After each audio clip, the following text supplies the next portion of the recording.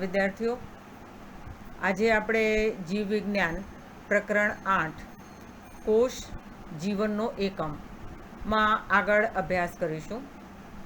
આજે આપણે જોઈશું સુકોષ કેન્દ્રીય કોષો, યુકેરિયોટિક સેલ્સ. સુકોષ કેન્દ્રીયમાં બધા જ પ્રોટિસ્ટા, વનસ્પતિઓ, પ્રાણીઓ અને ફૂગનો સમાવેશ થાય છે. સુકોષ કેન્દ્રીય કોષોમાં પટલમય અંગિકાઓની હાજરીને કારણે કોષરસ વિવિધ ભાગોમાં વહેંચાય છે. તે કોષ કેન્દ્ર પટલથી આવૃત સુવિકસિત કોષ કેન્દ્ર હોય છે. તે ઉપરાંત વિવિધ પ્રકારના પ્રચલન સંકુલ અને કોષરસ કંકાલ જેવી રચના જોવા મળે છે. આવા કોષોમાં આનુવંશિક દ્રવ્ય રંગસૂત્ર સ્વરૂપે ગોઠવાયેલ હોય છે. બધા જ સુકોષ કેન્દ્રીય કોષો એક સરખા હોતા નથી. વનસ્પતિ અને પ્રાણી કોષો એકબીજાથી જુદા હોય છે. વનસ્પતિ કોષો કોષ દિવાલ, રંજક દ્રવ્ય અને મોટી કેન્દ્રસ્થ રસધાની ધરાવે છે, જેનો પ્રાણી કોષોમાં અભાવ હોય છે.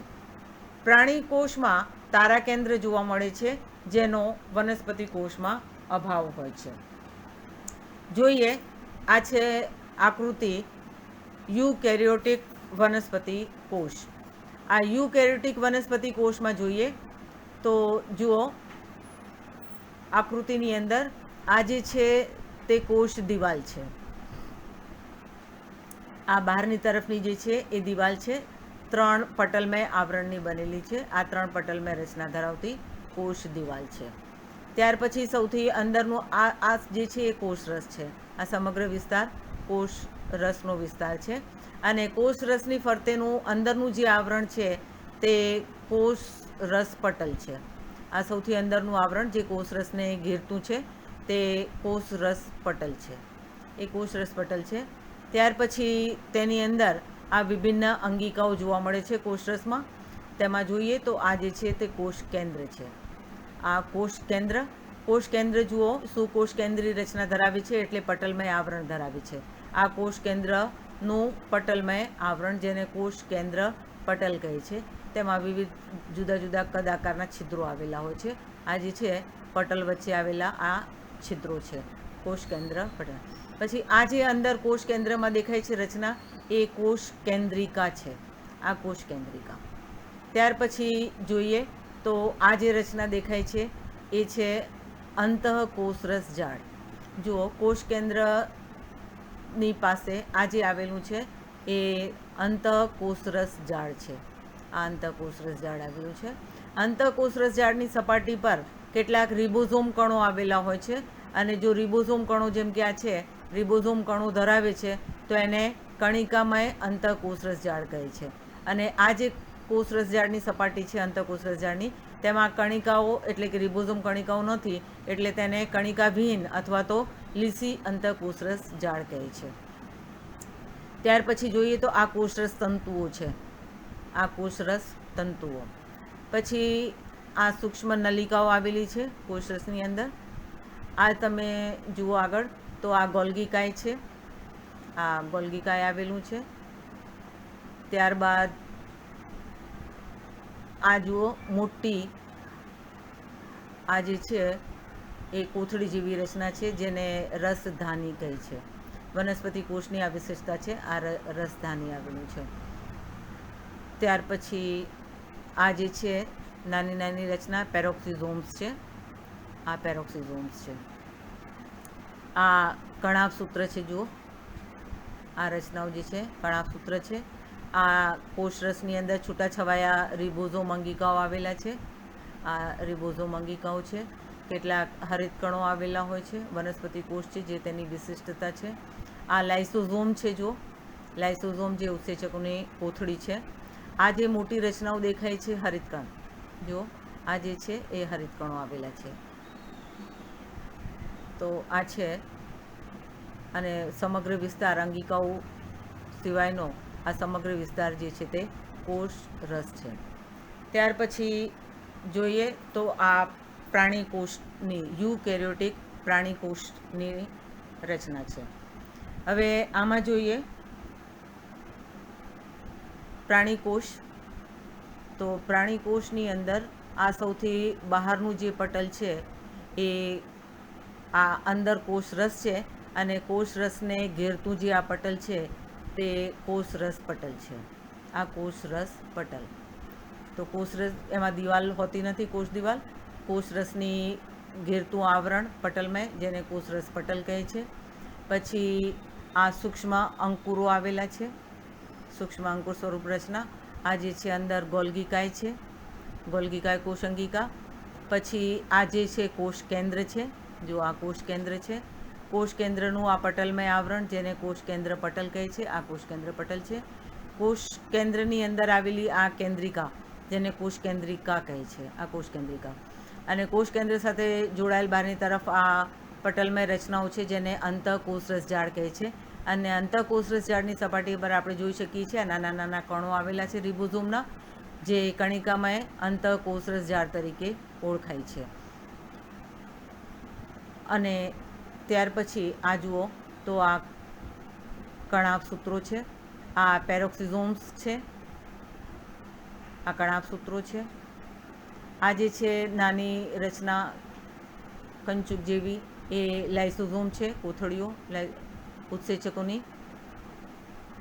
પછી આ સમગ્ર વિસ્તાર કોષરસ છે, જેની અંદર આ તમામ અંગિકાઓ છે. રસધાનીઓ આમાં હોતી નથી, હરિતકણો પણ હોતા નથી, હરિતકણોનો પણ અભાવ હોય છે. અને આ જે રચના તમે જોઈ શકો છો પ્રાણી કોષની રચના છે, યુકેરિયોટિક પ્રાણી કોષ. ત્યાર પછી આગળ જોઈએ કોષ રસ પટલ, સેલ મેમ્બ્રેન. ઇલેક્ટ્રોન માઇક્રોસ્કોપની શોધ થયા બાદ કોષ રસ પટલ તેમજ અન્ય કોષ અંગિકાઓની વિસ્તૃત સંરચનાનો અભ્યાસ શક્ય બન્યો. કોષ રસ પટલ 2 સ્તરોમાં ગોઠવાયેલ લિપિડની બનેલ હોય છે. લિપિડ પટલમાં લિપિડની ધ્રુવીય શીર્ષ બહારની તરફ, જ્યારે જલ વિતરાગી પૂંછડી અંદરની તરફ આવેલ હોય છે. આથી સ્પષ્ટ થાય છે કે સંતૃપ્ત હાઇડ્રોકાર્બનની બનેલ અધ્રુવીય પૂંછડી જલકૃત પર્યાવરણથી રક્ષિત હોય છે. પટલમાં જોવા મળતો લિપિડનો ઘટક ફોસ્ફોગ્લિસરાઇડનો બનેલ હોય છે. ત્યારબાદ જૈવ રાસાયણિક સંશોધનથી સ્પષ્ટ થયું કે કોષ રસ પટલ પ્રોટીન તેમજ કાર્બોદિત પણ ધરાવે છે. જુદા જુદા કોષોમાં લિપિડ અને પ્રોટીનનું પ્રમાણ જુદું જુદું હોય છે. મનુષ્યના રક્તકણ પટલમાં લગભગ 52% પ્રોટીન અને 40% લિપિડ આવેલ હોય છે. પટલમાં આવેલ પ્રોટીનને અલગીકૃત કરવાની ક્ષમતાના આધારે તેને અંતર્ગત પ્રોટીન અને પરિધીય પ્રોટીન જેવા 2 ભાગોમાં વર્ગીકૃત કરી શકાય છે. પરિધીય પ્રોટીન પટલની બાહ્ય સપાટી પર, જ્યારે અંતર્ગત પ્રોટીન પટલમાં અંશતઃ કે સંપૂર્ણ રીતે ખૂંપેલા હોય છે. સિંગર અને નિકોલ્સને રસ સ્તર અંગેનું સુધારેલું મોડેલ આપ્યું, જે ફ્લુઇડ મોઝેઇક મોડેલ તરીકે સર્વ સ્વીકૃત બન્યું. લિપિડની અર્ધતરલ પ્રકૃતિના કારણે તેની દ્વિસ્તરીય ગોઠવણીની અંદર પ્રોટીન પાર્શ્વીય ગતિ કરે છે. પટલમાં પ્રોટીનની ગતિ કરવાની ક્ષમતાને તરલતાના આધારે નક્કી કરી શકાય છે. પટલની તરલ પ્રકૃતિ તેના કાર્યો જેવા કે કોષ વૃદ્ધિ, આંતરકોષીય જોડાણનું નિર્માણ, સ્ત્રાવ, અંતઃભક્ષણ, કોષ વિભાજન વગેરેની દૃષ્ટિએ મહત્વપૂર્ણ છે. કોષ રસ પટલનું સૌથી મહત્વનું કાર્ય અણુઓનું તેની આરપાર વહનનું છે. આ પટલ તેની બંને બાજુએ રહેલા અણુઓ માટે પસંદગીમાન પટલ તરીકે વર્તે છે. ઘણા અણુઓ શક્તિની આવશ્યકતા વગર પટલની આરપાર વહન પામે છે, જેને નિષ્ક્રિય વહન અથવા તો મંદ વહન કહે છે. તટસ્થ દ્રવ્યો સામાન્ય પ્રસરણના સિદ્ધાંત અનુસાર પ્રસરણ ઢોળાંશ મુજબ વધુ સાંદ્રતાથી ઓછી સાંદ્રતા તરફ પટલની આરપાર વહન પામે છે. પાણી પણ આ પટલમાંથી પોતાની વધુ સાંદ્રતાથી ઓછી સાંદ્રતા તરફ ગતિ કરે છે. પાણીના પ્રસરણ દ્વારા થતી આ ગતિને આશ્રુતિ કહે છે. ધ્રુવીય અણુઓ અધ્રુવીય લિપિડના દ્વિસ્તરમાંથી પસાર થઈ શકતા નથી. આવા અણુઓને પટલમાંથી પસાર થવા માટે વાહક પ્રોટીનની જરૂર પડે છે. આવા વાહક પ્રોટીન પટલમાં ખૂંપેલા હોય છે અને વાહક પ્રોટીન દ્વારા થતા વહનને સાનુકૂલિત વહન કહે છે. કેટલાક આયનો કે અણુઓનું વહન પટલની આરપાર સંકેન્દ્રતા ઢોળાંશની વિરુદ્ધ દિશામાં થાય છે, અર્થાત ઓછી સાંદ્રતાથી વધુ સાંદ્રતા તરફ. આવા વહનમાં કાર્યશક્તિ જરૂરી છે જે એટીપીમાંથી પ્રાપ્ત થાય છે. એટીપીના ઉપયોગથી થતા આવા વહનને સક્રિય વહન કહે છે. ઉદાહરણ સોડિયમ પંપ, પોટેશિયમ પંપ વગેરે.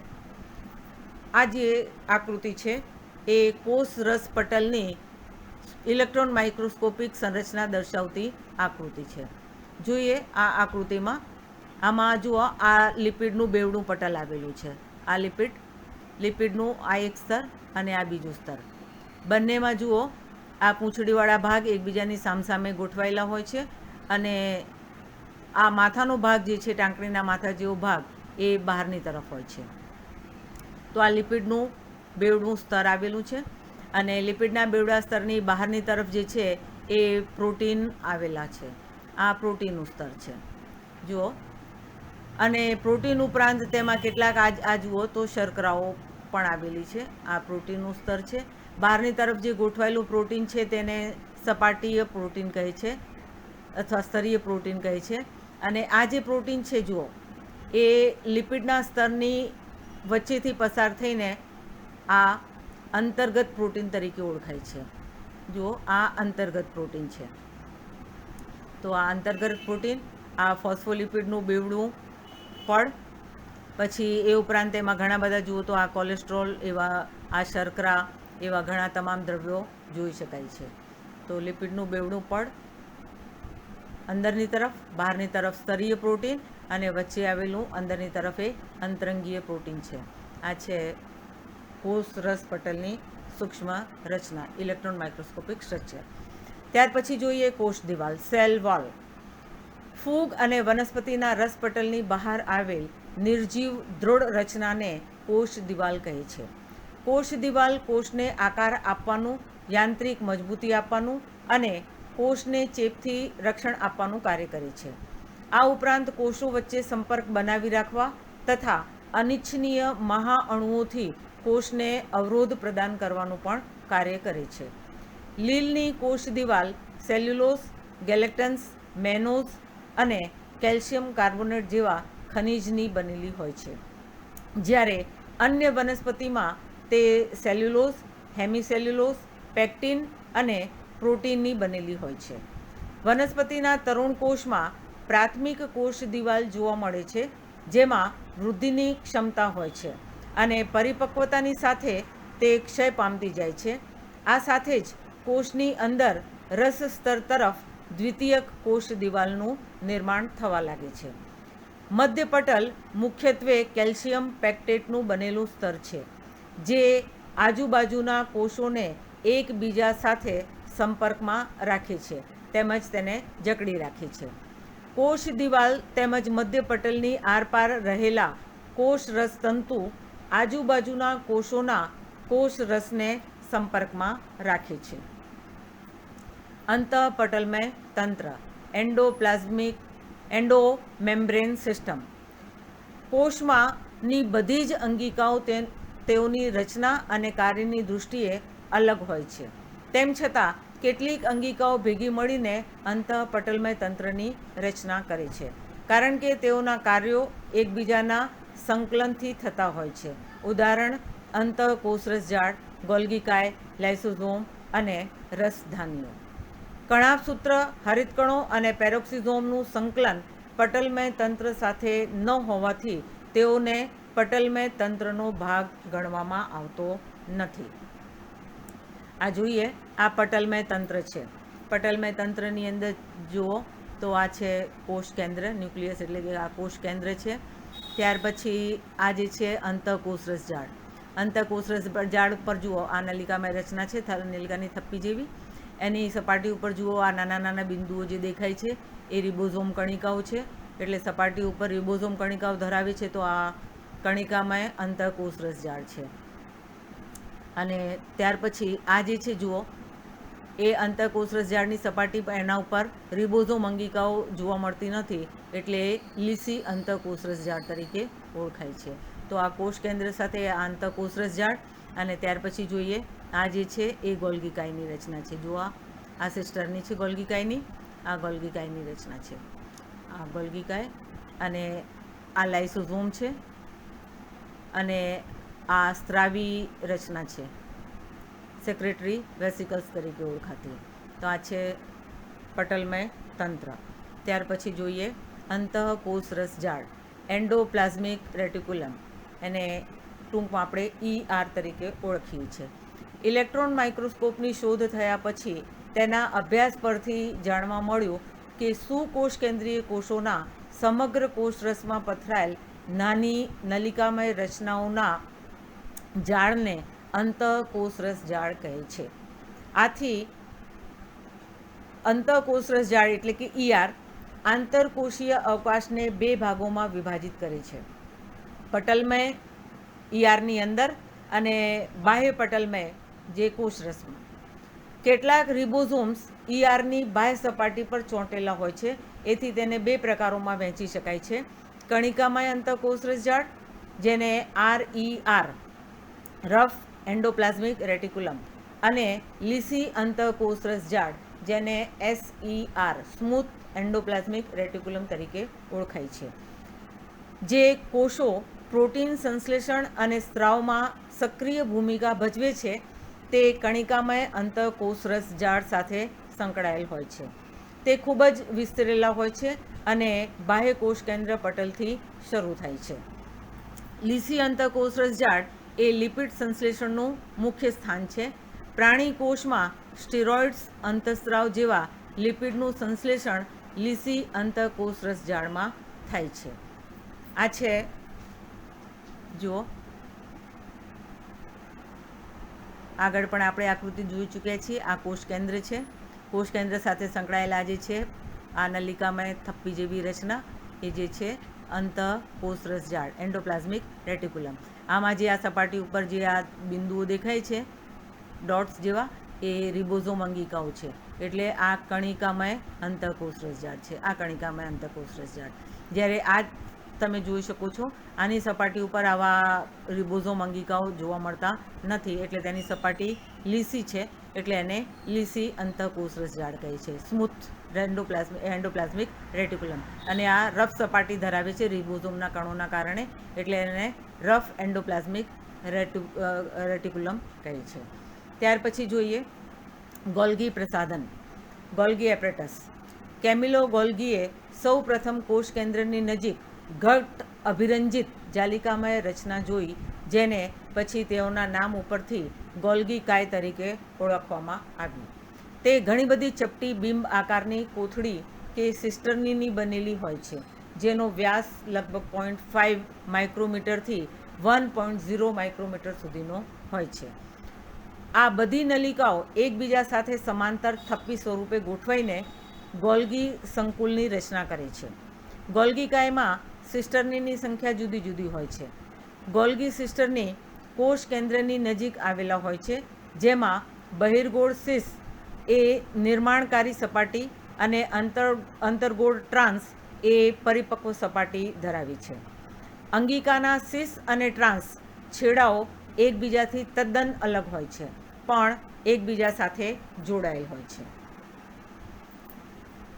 તેના કાર્ય વિશે જોઈએ તો તેના દ્વારા કોષની બહારની સપાટી તરફ સ્ત્રાવ પામતા કે કોષાંતરીય લક્ષ્ય સુધી પહોંચાડવાના ઘટકોના પેકેજિંગનું દ્રવ્ય ERમાંથી પુટિકા સ્વરૂપે તેના સિસ છેડાથી સંગઠિત કરી પરિપક્વ છેડા તરફ ગતિ કરે છે. આથી જ તેઓ અંતઃકોષરસ ઝાડ સાથે ગાઢ સંપર્ક ધરાવે છે.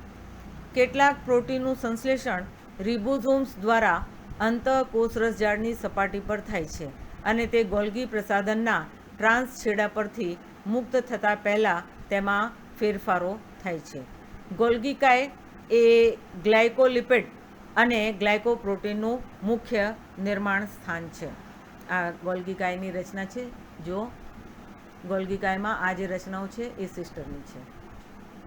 આ સિસ્ટરની છે, નલિકામય રચનાઓ સિસ્ટરની, અને આ જે છે તે પુટિકાઓ છે, આ પુટિકાઓ. ત્યાર પછી જોઈએ લાઇસોઝોમ્સ. તે પટલમય પુટિકીય સંરચના છે જે પેકેજિંગ ક્રિયા દ્વારા ગોલ્ગી કાયમાંથી નિર્માણ પામે છે.